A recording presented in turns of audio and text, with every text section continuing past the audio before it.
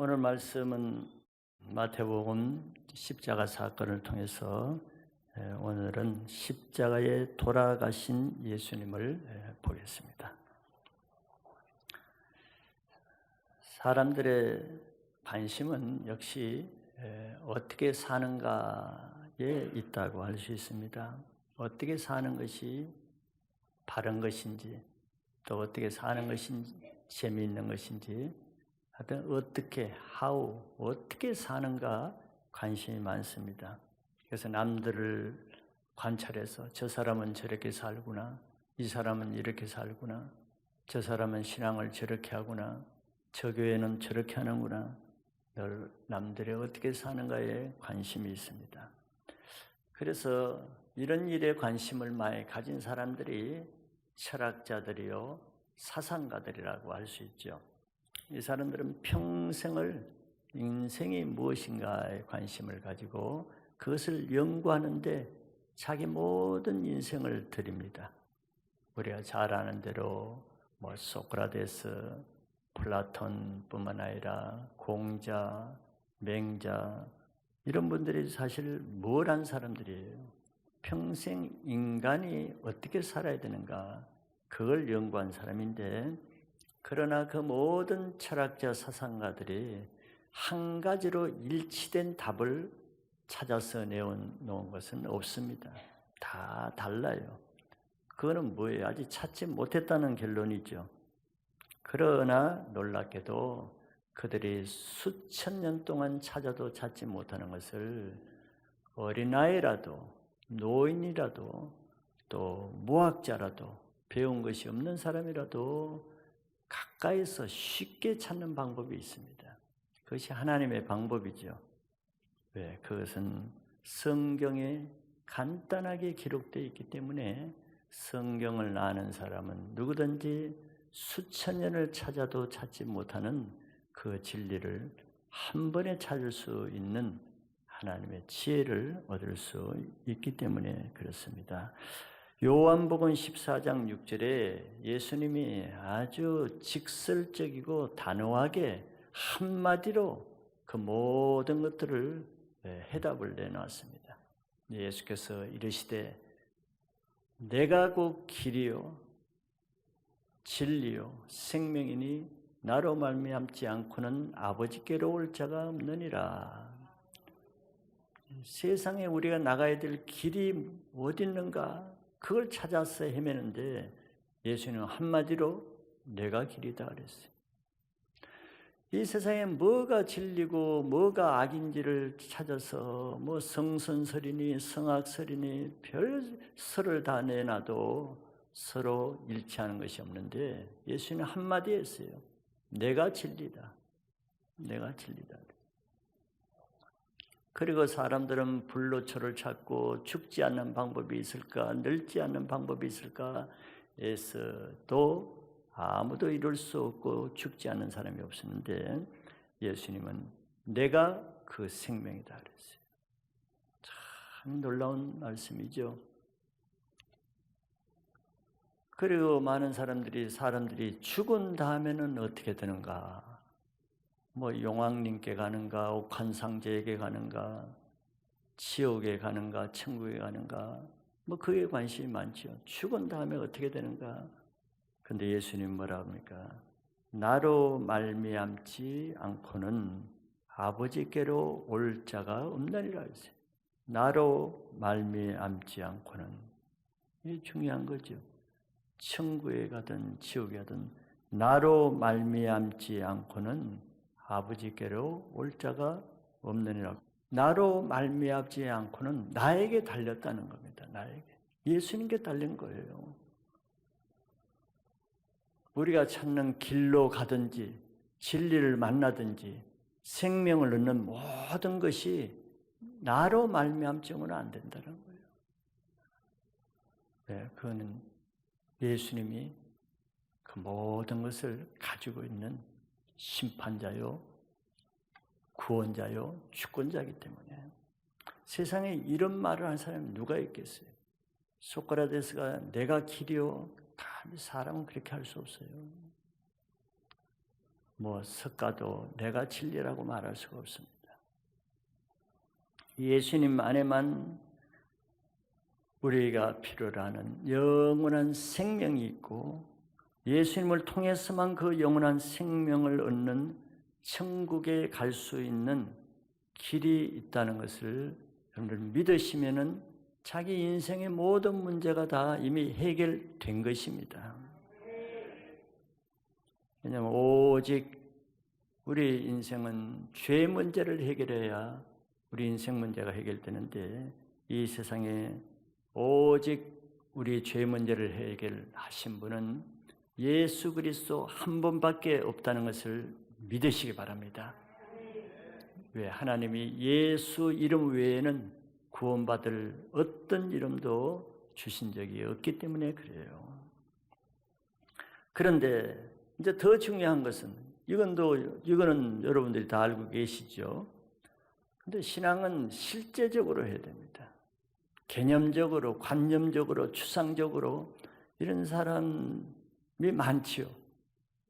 근데 성경을 더 깊이 자세히 보면은 그 차원에서 더 깊이 들어가야 되는데 그래야 그 천국과 생명과 구원이 나의 것이 됩니다. 그러지 않으면 보편적인 진리로 머물러요. 예수님은 구원이시다. 그 진리에 머문단 말이에요. 십자가 우리를 구원한다. 그게 머무는 거예요. 근데 내 것은 안 돼. 그러기가 참 쉬운데 그것이 종교요. 그것이 형식적인 신앙입니다. 천국은 이런 성경 지식을 안다고 저절로 가는 게 아니에요. 이런 성경 말씀을 안다고 해서 또 주님의 이름을 부른다고 해서 나의 주님, 나의 구주, 나의 구원자시여 주님, 주님 이렇게 부른다고 해서 천국 가는 것이 아니기 때문에 그렇습니다. 천국은 그렇게 가는 것이 아니고 예수님이 더 구체적으로 설명해 주셨죠. 하나님의 뜻대로 행하는 자만 들어갈 수 있다 그랬어요. 마태복음 7장 21절에 우리가 신앙을 관념적으로 하면은 여기에서 걸러집니다. 나더러 주여 주여 하는 자마다 천국에 들어갈 것이 아니요. 왜 예수님이 이런 말씀을 하시겠어요?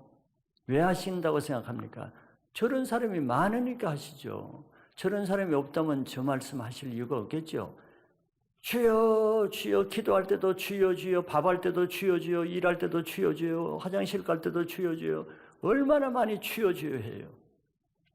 근데 그런다고 해서 다 천국에 들어가는 것이 아니래요. 이제 사람들이 그까지는 신앙을 잘해요. 주님은 나의 구원이십니다. 선포도 해요. 주님이 나의 구원자이십니다. 구원자이신 것을 선포합니다. 믿습니다. 이런 사람이 많잖아요. 예수님이 알아요. 많으니까 지금 저 말을 하는 거예요. 저런 사람들에게. 맨 말만 하는 거예요. 주님은 나를 구원하시고 주님은 내 문제 해결해 주실 걸 믿습니다. 선포합니다. 내가 부산 갈 것을 믿고 선포합니다. 선포한다고 가져요? 가야지요. 가야지 가는 거지. 선포한다고 가지냐고. 근데 신앙을 이렇게 하기가 쉽다는 거예요. 지식으로. 예수님이 아세요. 그래서 분명히 얘기하죠. 그렇게 하는 자마다 다 천국에 들어간다고 착각하지 말라는 거예요. 다만 그랬어요. 다만 오직 진짜는 실제는 하늘에 계신 내 아버지의 뜻대로 행하는 자라야 들어가리라 그랬어요. 이게 실속 있는 신앙입니다. 이게 구원받을 만한 신앙이고 실제로 천국 가는 사람은 이 사람뿐이에요. 다만 이렇게 하는 사람뿐이에요. 하늘에 계신 내 아버지의 뜻대로 행하는 자라야 들어가리라. 이게 무슨 뜻이겠어요? 그런 사람만 들어갈 수 있다는 거 아니에요? 그래서 우리가 계속 지금 예수님 십자가를 보고 있는데요.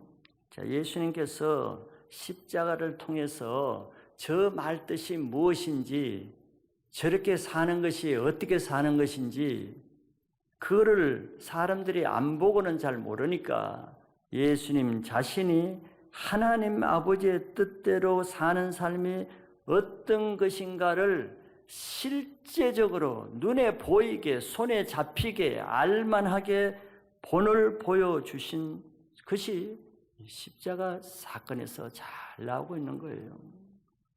예수님이 우리의 믿음의 주요 본이라 그랬잖아요. 예수님의 본을 본에서 벗겨나가면은 그건 종교입니다. 예수님의 신앙의 모델이고 본이에요. 그대로 해야 되는 겁니다. 그걸 사입이나 짝퉁으로 벗어나면은 그건 종교예요. 속는 겁니다. 왜 예수님이 실제적으로 십자가에서 하늘에 계신 아버지의 뜻대로 행하는 것을 보여줬잖아요. 아버지여, 만일 이 잔이 지나갈 수 있으면 지나가게 해주세요. 그거 자기 뜻이야.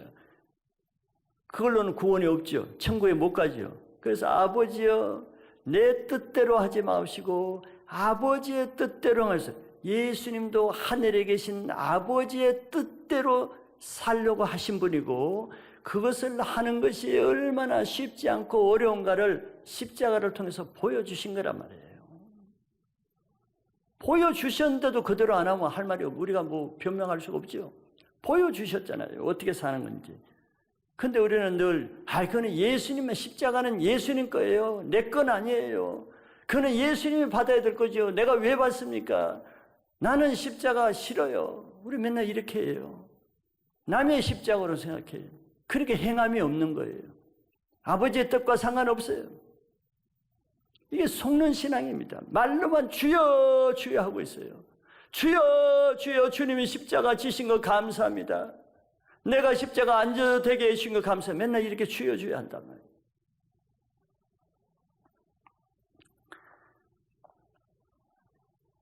이 예수님의 십자가의 죄사함을 받은 사람만이 예수님과 같이 이 십자가를 질 수 있고 또 하나님의 뜻대로 살 수 있는 능력을 덧입게 됩니다.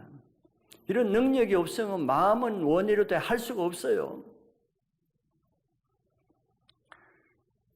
그래서 사람들이 교회는 다니면서도 또 성경은 열심히 읽으면서도 봉사는 열심히 하면서도 주여 주여 하며 교회 다니고 주여 주여 하면서 성경 읽고 주여 주여 하면서 봉사하고 주여 주여 하면서 찬양하고, 그런데 한 가지 빠진 것은 십자가 없이 그런 일을 해요.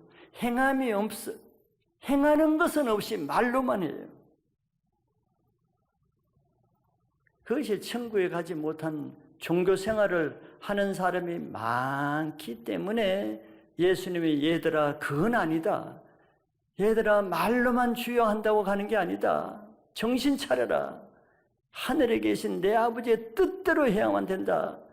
그러면 그 뜻대로 행하는 게 뭔지 아느냐? 나를 잘 보고 나를 따르라 하는 것이 예수님의 3년 동안 산 삶이고 마지막 클라이맥스가 십자가예요. 우리가 지금 그걸 보는 겁니다. 지금 우리 자신이 이 말씀을 들을 때 정말 내가 어떤 신앙인가 한번 생각해 볼 만하지요. 내가 예수님처럼 행함으로 자기를 부인하고 자기 십자가를 지고 예수님을 따르라고 했는데 그렇게 하고 있는 천국 갈 만한 좁은 길로 가는 신앙인지 십자가 싹 빠진 속 없는 만두처럼 그냥 껍데기만 가지고 가는지 한 번은 겸손하게 생각해 보는 것이 지혜입니다. 후회하지 않기 위해서는 그런 기회를 가지는 것이 필요해요. 십자가 없이 교회만 다니는 거 세월 낭비죠. 인생 속는 것입니다. 그래서 이런 기회에 한 번씩 자기 자신의 양심을 겸손히 하고 한번 자기 신앙을 객관적으로, 즉 말씀을 비춰서 한 번쯤은 체크해 보는 것이 하나님이 주시는 기회입니다. 하루하루 매 순간순간 살아가면서 예수님 말씀대로 누구든지 나를 따라오거든 자기를 부인하고 자기 십자가를 지지 않는 자는 합당하지 않다 그랬으니까 내가 과연 그런 방법으로 주를 따르는지 그런 삶은 없이 말로만 주여 주여 하면서 따르는지 그는 자기 자신이 잘 알 것입니다. 그래서 오늘도 우리가 주님의 십자가를 잡고 주님이 어떻게 돌아가셨는가 주님께만 십자가 돌리지 마시고 그 주님이 왜 그렇게 돌아가시는가, 나에게 무엇을 위해서 그렇게 돌아가시는지 자기 자신에게 그 십자가가 임하는 그런 예배가 되실 수 있기를 바라겠습니다. 자, 먼저 오늘 본문대로 쭉 순서대로 보면은 먼저 하나님께 버림받으신 예수님 볼 수 있습니다. 세상을 살아갈 때 아픔이 많고 어려운 점이 많지만 요즘 시대일수록 왕따, 따돌림 이것이 얼마나 심합니까? 학교에서 그러고 직장에서도 그러고 심지어는 가정에서도 그럴 수가 있습니다. 따돌림 당하는 그 본인들은 그 상처가 평생 가지요. 버림받은 그 아픔입니다. 더구나 가정에서 자기 사랑하는 아버지로부터 외면받고 따돌림 받는 그런 자녀는 자기 존재 가치가 없어지겠죠. 설 자리가 없죠. 왜 태어났는가, 왜 살아야 되는지 삶의 터가 무너지는 겁니다. 자, 그런데 이런 경험들을 예수님이 다 받으셨다는 거예요. 우리를 위해서. 자, 먼저 예수님이 이런 십자가를 감당할 때 어떤 일이 일어나는가, 먼저 어두움이 임했다고 했습니다. 예수님은 시간적으로 안식일 날 들어가기 전, 이제 금요일 날 시작하기 전 아침 9시에 십자가에 못 박혔다고 마가복음은 그렇게 구체적으로 시간이 나와 있어요. 그리고 십자가에 못 박히신 지 한 3시간이 지난 다음, 즉 정오죠. 정오는 햇빛이 가장 강하게 잘 비칠 때 아닙니까? 그런 정오가 될 때부터 3시까지, 오후 3시까지 3시간 동안 온 땅에 캄캄한 어둠이 임했다고 했어요. 이건 특별한 현상이죠. 이런 건 하나님이 하지 않고는 누가 하겠습니까? 하나님밖에 이런 일을 할 수가 없죠. 의미가 있겠죠. 하나님이 아무 의미 없이 하지는 않겠죠. 하나님이 애굽을 10재앙으로 심판하실 때도 9번째 재앙 때 애굽과 바로를 심판하기 위해서 그때는 이 어둠이 3시간이 아니고 꼬박 3일 동안 내리 어둠이 임했어요. 그러면 3일 동안 어둠이 임하면 어떻게 되겠어요? 그게 재앙이죠. 그런데 예수님이 십자가에 달려 있을 때 3시간 동안 캄캄한 어둠이, 이것도 애굽의 재앙처럼 하나님의 심판의 표시입니다. 하나님의 아들 예수 그리스도를 죽이는 이 세상 죄에 대한 심판의 표시로 어둠이 임한 것이에요. 또 그것은 의미가 있죠. 예수님은 자기가 이 세상에 빛으로 왔다고 말씀하셨습니다. 예수님 빛이에요. 자, 빛이신 예수님이 없어지는 그 시간에 어둠이 임했다는 거예요. 우리 안에 빛이신 예수님이 없으면은 우리 안에 어둠이 임합니다. 물론 영적이죠. 예수님이 빛이라 하는 것은 하나님의 영적인 빛을 말하고, 또 여기서 어둠에 다니지 않는다고 예수님 말씀하시는 것은 악한 사단 안에 거하지 않게 된다, 이런 뜻이 포함되어 있습니다. 그러니까 우리 안에 빛 대신 예수님이 안 계시면 어떻게 돼요? 예수님을 떠나면 그 안에 어둠이 들어오는데 그게 무슨 세력입니까? 바로 죄가 들어와서 악한 영이 지배하는 상태가 어둠의 상태예요. 여러분들 믿음이 없으면은, 교회를 떠나고 믿음이 없고 시험에 들면은 여러분 영적 상태가 어떻게 됩니까? 곧바로 죄를 짓습니다. 이미 죄를 짓는 거예요. 곧바로 세상에 나가면서 옛 죄에 빠집니다. 자, 죄에 빠지면 어떻게 됩니까? 죄를 짓는 자는 마귀에 속하나니 그랬죠. 그러니까 악한 영이 잡히는 거예요, 마귀에게. 그게 어두움이라는 거예요, 어두움. 예수님이 안 계시는 곳에는 어두움이 지배하는, 악한 영이 지배를 받는 거예요. 한 가정도 마찬가지입니다. 한 가정의 가장이나 부모에 의해서 어두움이 들어오면, 빛이 없으면 예수님을 대적하고 예수님이 그 안에 계시지 않고, 빛이 없으면 자동적으로, 빛이 없는 것은 어두움이 임하지요. 그 가정은 죄가 잡게 되어 있습니다. 세상죄, 음란의 죄, 다른 죄가 잡게 되어 있어요. 그럼 그 가정에 죄가 들어오면 죄를 짓는 자는 마귀에 속하니까 그 가정이 마귀에게 잡히겠지요. 그러니까 미움과 판단과 다툼과 분리와 온갖 악한 것들이 그 가정에 다 일어나지요. 그게 어두움입니다. 예수님을 쫓아낸 징계예요. 예수님을 핍박하고 예수님을 그 가운데 모시지 않는 것에 대한 심판의 표시가 그 어둠입니다. 그러나 다시 그 가정에 주님을 모셔드리고 주님을 경배하고 예배드리고 찬송하고 기도하면 그 어둠의 세력이 나가서 다시 주님이 그 가정의 빛으로 회복하게 하시는 것을 여러분 믿으시기 바랍니다. 한 나라도 마찬가지예요.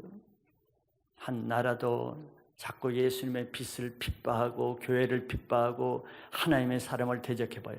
그 나라가 점점 악한 사단의 권세가 지배하게 돼 있어요. 그러면 사단에 지배된 사람이 요직을 차지하고 권력을 차지하고 재물을 차지해서 온 나라가 악한 영에게 잡히는 어둠의 나라가 됩니다. 그런 나라에 하나님의 빛이, 하나님이 세우신 교회를 통해서 빛을 드러나고 세상의 빛의 역할을 하면은 그 나라에 점점 악한 세력이 물러가면서 하나님의 통치가 일어나는 하나님의 나라가 임하게 되는 것이에요. 예수님을 십자가에 못 박으니까 하나님이 가만히 있겠어요? 그 현상을 보여주는 거예요. 캄캄한 어둠이 3시간 동안 지속될 때 모든 사람이 두려움에 들었겠죠. 하나님의 아들을 십자가에 못 박는 그 죄에 대한 경고를 주시는 겁니다. 내 안에 어둠이 들어오고 은혜도 없고 말씀도 안 들리고 죄를 끊을 수가 없고 그러면 이미 어둠이 들어온 겁니다. 이미 악한 영에게 지배되어 있는 거예요. 그 해결할 방법은 회개하고 예수님을 모셔서 빛으로 나올 때 그 문제가 해결되는 것도 믿으시기 바랍니다.